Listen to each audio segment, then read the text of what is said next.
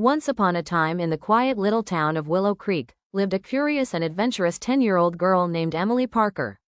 With her bright red sneakers, messy ponytail, and a backpack full of snacks and notebooks, she was always on the hunt for something new to discover.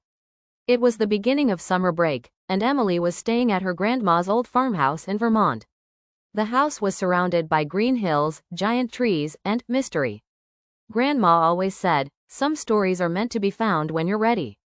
Emily didn't know what that meant, until one rainy afternoon.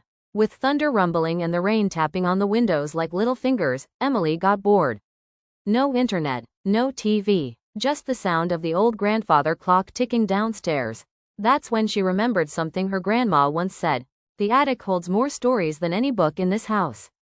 Emily's eyes lit up. She tiptoed past Grandma's bedroom, climbed the creaky wooden stairs, and reached the attic door. It groaned open like it hadn't been touched in years. Dust floated in the air, and the smell of old books and wood filled her nose.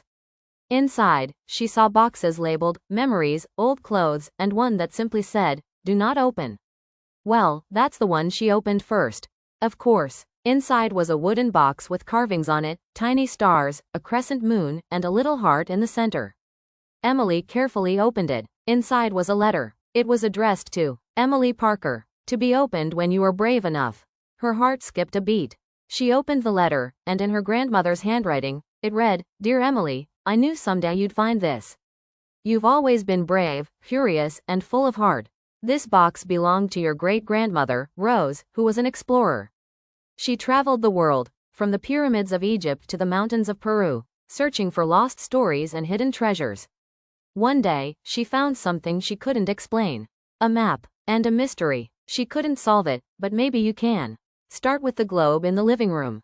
Look under it. Love, Grandma." Emily's eyes widened. She ran downstairs, almost tripping over the cat, turned the big old globe upside down, and taped underneath was a tiny, rolled-up map with a golden compass drawn in one corner and a path leading to a red X labeled, "Whispering Woods."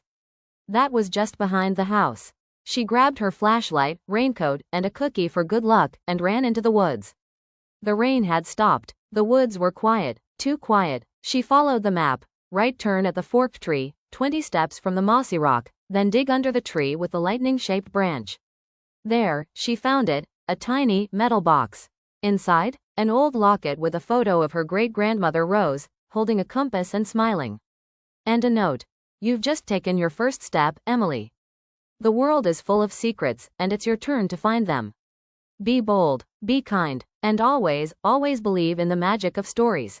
From that day on, Emily became a story hunter, just like Rosé. Every summer, she found new clues, hidden objects, and untold tales, all left behind by a woman who had lived 1,000 adventures. And her journey had just begun. So, if you ever find yourself in an old attic, and you see a box that says, "Do not open," maybe it's waiting just for you.